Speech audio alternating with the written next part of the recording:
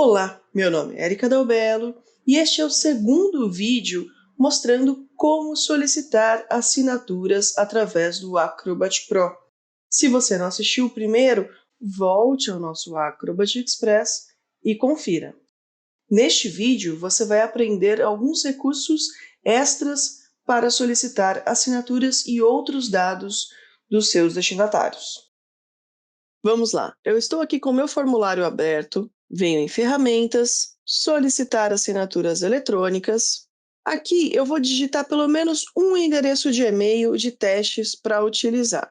Ao digitar o primeiro endereço de e-mail, eu vou clicar aqui em Mais opções. Agora, a ferramenta vai carregar para mim uma interface um pouquinho diferente da forma de solicitar assinaturas. Nessa interface, a gente tem algumas possibilidades extras. Aparece o primeiro participante, ou seja, eu estou aqui numa ordem hierárquica. Vou colocar aqui a minha segunda participante e você pode inserir até mais participantes caso necessário. E olha só que interessante, eu posso desenhar a ordem dessas pessoas simplesmente também digitando aqui o número do e-mail. Eu posso também ter a opção de colocar em qualquer ordem, os três precisarão assinar, mas tanto faz quem é o primeiro, quem é o segundo e quem é o terceiro. Vou manter aqui numa ordem hierárquica, vou remover aqui esse segundo e-mail, vou deixar apenas esses dois. Aqui no Acrobat Pro, os nossos destinatários podem ter mais funções do que apenas a função de signatário. Como assim?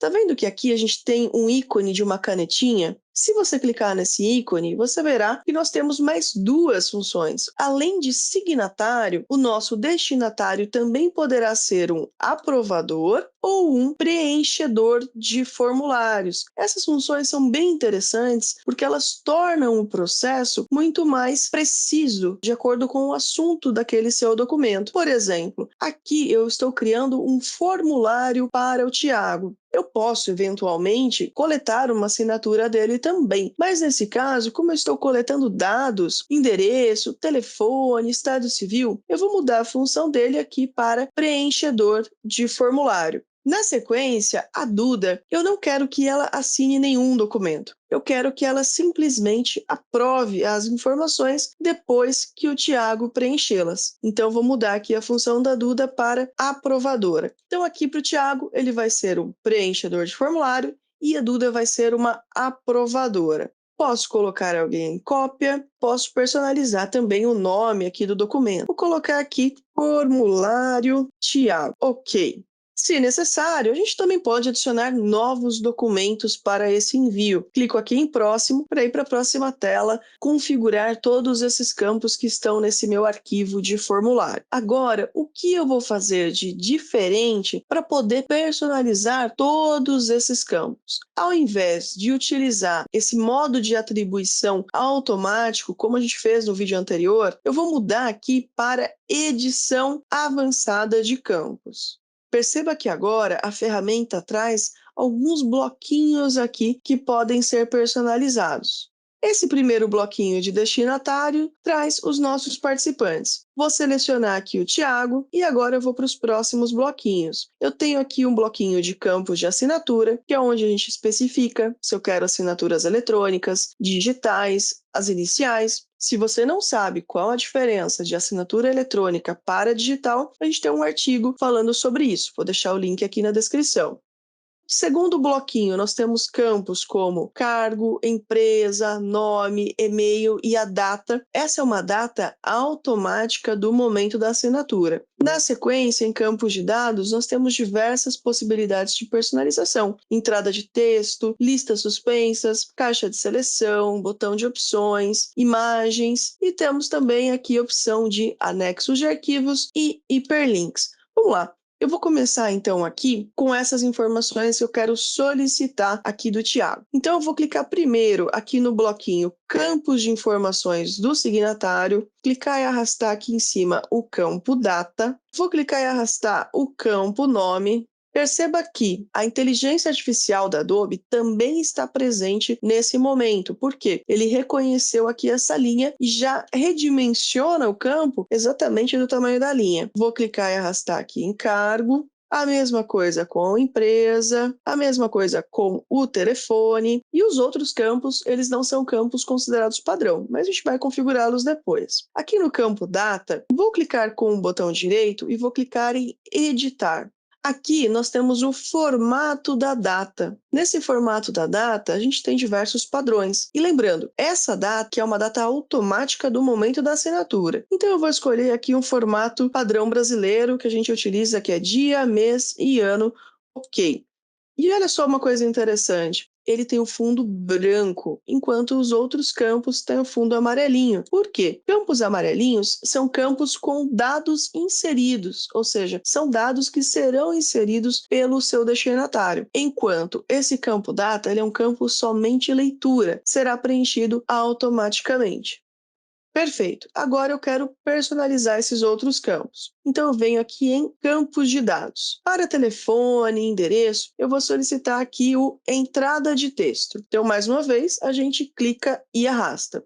Esse telefone, eu quero que ele seja obrigatório. Então, botão direito, editar. Aqui é muito importante. Personalizar o nome do campo. Então, eu vou inserir aqui telefone. Vou dizer que é obrigatório. E aqui em dica de ferramenta, eu vou deixar uma dica. Então, por exemplo, insira seu telefone com DDD, para a pessoa não esquecer. Ok, agora eu vou fazer a mesma coisa para os outros campos. Então, eu tenho aqui endereço eu vou fazer a mesma coisa, renomear. Uma dica muito importante, no nome dos campos, evitem colocar espaços, acentos, caracteres especiais. Por quê? Nós temos a possibilidade de exportar os dados solicitados, preenchidos nesses documentos, nesses formulários, em um CSV. Então, para evitar ali que esses caracteres especiais causem algum conflito, né, alguma formatação errada, é interessante que os nomes dos campos não contenham nem espaços nem caracteres especiais, ok?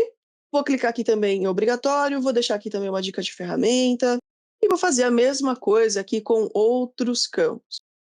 O campo estado, a gente poderia colocar o texto aqui para ser digitado perfeitamente sem problemas, mas eu quero mostrar para vocês o recurso aqui de lista suspensa. Poderia ter usado esse recurso para alguma outra opção, por exemplo, forma de pagamento. Você tem ali 3 opções de forma de pagamento para oferecer para o seu cliente, para o seu fornecedor. À vista, parcelado. Então, a lista de opções serve justamente para que você digite aqui essa lista. Vou renomear aqui, esse aqui é o campo estado, e vou colar aqui todas as siglas dos estados. Legal, colei aqui todas as siglas dos estados, vou colocar obrigatório, então agora a pessoa precisará apenas selecionar qual é o estado. Aqui no campo data de nascimento, perceba que aqui é uma data que será inserida, não é uma data preenchida automaticamente. Para que a pessoa coloque a data corretamente, eu vou clicar com o botão direito, editar, vou renomear para data de nascimento, vou pôr como obrigatório e aqui embaixo eu vou colocar uma validação. E escolho aqui validação de data. O formato da data, escolho aqui o padrão desejado. Então, por exemplo, dia, mês e ano. Se a pessoa digitar uma letra ou digitar o ano com 2 dígitos, por exemplo, ela recebe uma mensagem de aviso. Olha, insira a data no formato XYZ. Se você quiser, você pode também deixar uma dica de ferramenta. Logo abaixo, tem a opção aqui de estado civil. Eu vou usar a ferramenta de botão de opções. Vou clicar e arrastar. Arrastei aqui no primeiro. Então, nesse caso, eu tenho aqui já escrito casado e solteiro. Não existe só esses 2 estados civis, né? Existem mais. O que eu posso fazer aqui? Eu vou clicar em 3 botões. Vou aplicar 3 botões, cliquei no OK. Vou reposicionar aqui os botões. E vou renomear também. O nome principal dos botões, ele vai ser um só. Então, por exemplo, vai ser aqui Estado Civil. Mas cada botão tem um valor que ele é representado aqui embaixo. Então, por exemplo, esse primeiro botão, ele vai ser representado por Estado Civil casado. O segundo botão vai ser representado pelo valor solteiro. E o quarto botão vai ser representado pelo valor outro. Ok. Bom, Erika, mas no conteúdo não tem escrito aqui outro, né? Você não colocou no documento. Poxa, e agora? O que eu posso fazer? Eu vou clicar aqui em entrada de texto, Vou arrastar aqui uma entrada de texto ao lado do botão Outro. Só que essa entrada de texto ela não vai ser utilizada pelo nosso preenchedor de formulários. Vou clicar com o botão direito, editar, vou renomear aqui para campo e vou deixar aqui um valor padrão e vou escrever outro. E vou deixar aqui também como somente leitura. Perceba que agora ele ficou branquinho, ou seja, é um campo que não vai ser imputado nenhum dado, né? Não vai ser digitado nada aqui. Ok, mas e se a pessoa escolher esse botão? Eu preciso dar uma opção também para que a pessoa digite o seu estado civil. Então, eu vou clicar e arrastar aqui uma entrada de texto. E aqui eu vou renomear, por exemplo, para Estado Civil 3. E vou colocar como obrigatório. Ok. Poxa, Erika, mas eu não entendi. Então, se a pessoa clicar e selecionar aqui a opção de casado, ela ainda vai ter que digitar aqui o outro. Então, agora entra um recurso que é muito interessante, que é a lógica condicional. O objetivo é que esse campo ele só apareça quando o nosso preenchedor de formulários escolher aqui a opção outro. Como que a gente faz isso? Vou clicar aqui no editar, a gente vem aqui embaixo em condições. Eu só vou mostrar esse campo quando o campo Estado Civil, que é o botão, for escolhido como outro. Ok, esse campo, ele é obrigatório, mas ele só aparecerá, ele só será realmente obrigatório caso seja escolhido aqui o campo outro, o botão outro. Então, a lógica condicional, ela é muito útil. Aqui embaixo, quero que a pessoa confirme se as informações são precisas. Eu posso colocar aqui, no caso, as iniciais. Clico e arrasto aqui as iniciais também. Poderia utilizar um recurso aqui de caixa de seleção, que é como um checkbox. Então, por exemplo, eu posso essa caixa de seleção colocá-la como obrigatório. Então, vou dizer aqui obrigatório. Vou dizer aqui ciente. Se é obrigatório, a pessoa precisa clicar aqui. Agora, eu quero solicitar uma foto do RG, lado 1 e lado 2. Então, a gente vem aqui em imagem, clico e arrasto aqui a imagem, vou aqui redimensionar, mesma coisa, renomear. Esse aqui é o RG1, o rótulo, RG lado foto, obrigatório, ok. Aqui eu tenho o RG de novo, basta copiar. Então, eu vou copiar aqui o campo, arrasto para cá. Aqui eu só preciso renomear, né? Então, esse vai ser o RG2, RG lado dados, ok. Aqui embaixo eu tenho agora os anexos, então vou clicar aqui em mais campos, anexo de arquivo, deixa eu redimensionar um pouquinho. Esse aqui vai ser comprovante de residência. Aí aqui embaixo eu vou pôr um diploma. Faltou agora também a assinatura e o nome completo aqui novamente. Então, vou clicar aqui em campos de assinatura. Aqui, nesse caso, eu vou escolher uma assinatura eletrônica. Vou colocar aqui embaixo também o nome. Ok. Aqui em cima faltou apenas, então, a foto 3x4, que é o mesmo processo. Aqui vou digitar foto, exibir rótulo, foto obrigatório, ok. Para a Duda ela é a aprovadora. Se necessário, eu não preciso colocar nenhum campo para ela, nenhuma ferramenta, nenhuma assinatura, ou a gente pode inserir, de repente, um carimbo. Então, vou selecionar aqui a Duda e vou clicar e arrastar aqui um carimbo.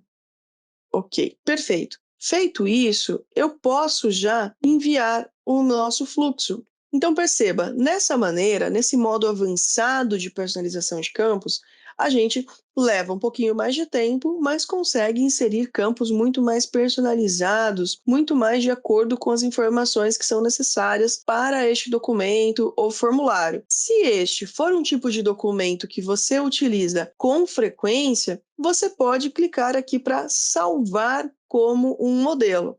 Claro, se você precisar criar esses modelos antes, o processo é bem simples também. Tem ali a opção de criar modelo e daí você vai fazer toda essa personalização e ao invés do botão estar escrito enviar, ele estará como salvar apenas para ser utilizado a qualquer momento e quantas vezes for necessária. Então, utilizem também esse recurso de modelos. Vou clicar aqui em enviar Ele aparece aqui para inserir o nome, então eu vou colocar aqui formulário com aprovador, salvar e enviar. Pronto! Olha só como é simples solicitar assinaturas com dados um pouco mais personalizados. No nosso canal da Abra Software no YouTube também tem muito mais vídeos sobre Adobe Sign e sobre Acrobat. Um grande abraço e até o próximo!